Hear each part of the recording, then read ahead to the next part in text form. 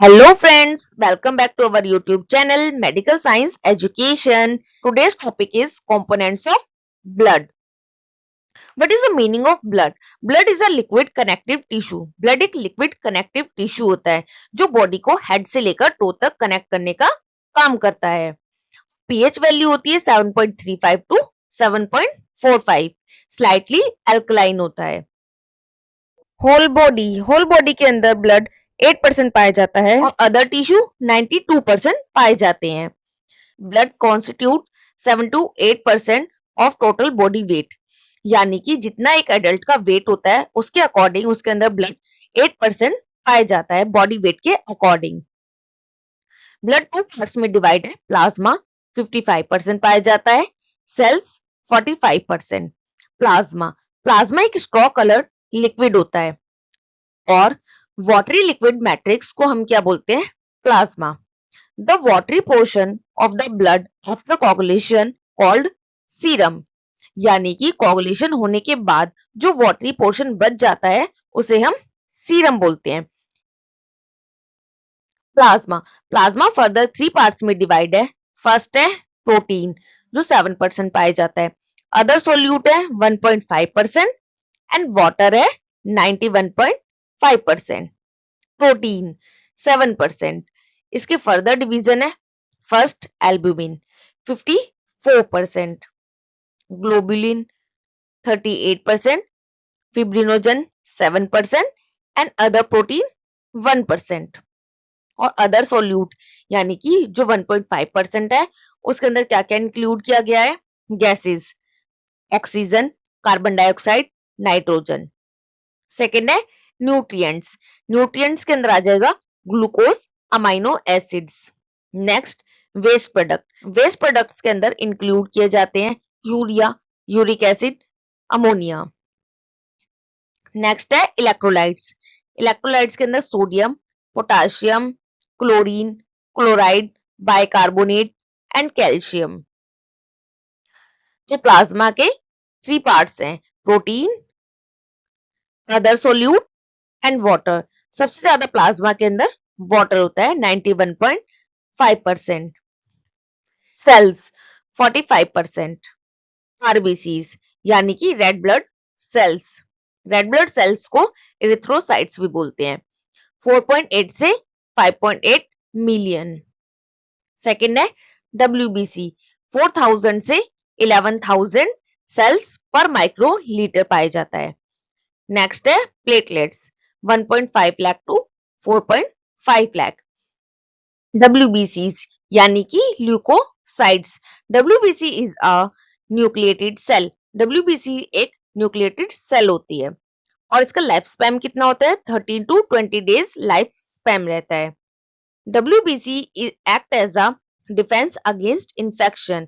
अगर कोई भी बॉडी के अंदर इन्फेक्शन आता है तो WBCs उसके अगेंस्ट क्या करेंगी? डिफेंस शो करेंगी.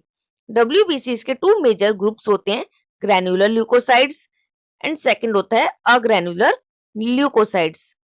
ग्रैन्युलर ल्यूकोसाइट्स फर्दर 3 पार्ट्स में डिवाइड है, neutrophil, eosinophil, basophil.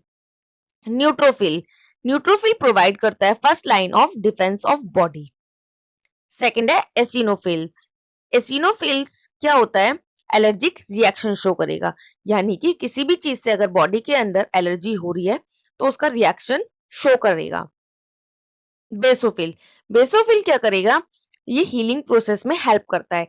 It is a very important role play in healing process के लिए बहुत इंपॉर्टेंट रोल प्ले करता है. सेकेंड पार्ट था अग्रैनुलर ल्यूकोसाइट. इसके फर्दर 2 पार्ट्स हैं, lymphocytes and monocytes.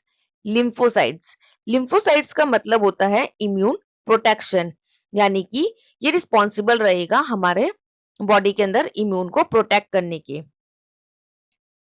Lymphocyte are responsible for much of the body's immune protection. कहने का मतलब है कि बॉडी के अंदर इम्यून को प्रोटेक्ट करने का काम करेगा. लिम्फोसाइट्स के 2 पार्ट्स हैं, T lymphocytes and B lymphocytes. T lymphocyte क्या होता है? ये रिस्पॉन्सिबल होता है बॉडी सेलुलर इम्यूनिटी के लिए. एंड और ये क्या काम करता है? It is mainly attack virus. जो भी हमारी बॉडी के अंदर वायरसेस आएंगे उस पे अटैक करेगा टी लिम्फोसाइट्स, और ये एक सोल्जर की तरह काम करता है। टी लिम्फोसाइट्स के फर्दर 4 पार्ट्स होते हैं: helper T cell, cytotoxic T lymphocytes, suppressor T lymphocytes and memory T lymphocytes. B lymphocytes, B lymphocyte क्या होता है? ह्यूमरल इम्यूनिटी, और इसे हम बोल सकते हैं बी सेल इम्यूनिटी। ये क्या होता है? पावर ऑफ द बॉडी, यानी कि इम्यूनिटी बनाने का काम करता है। Antibodies fight against invading organism, यानी कि कोई भी ऑर्गेनिज्म या इंफेक्शन हमारी बॉडी के अंदर इन्वेड करता है तो एंटीबॉडीज उसके अगेंस्ट क्या करती हैं? फाइट करती हैं। इसके फर्दर पार्ट्स होते हैं, एंटीबॉडीज होती हैं आईजीए, आईजीई, आईजीडी, आईजीएम और आईजीजी। तो डब्ल्यूबीसी के 2 major groups: granular leukocytes, agranular leukocytes.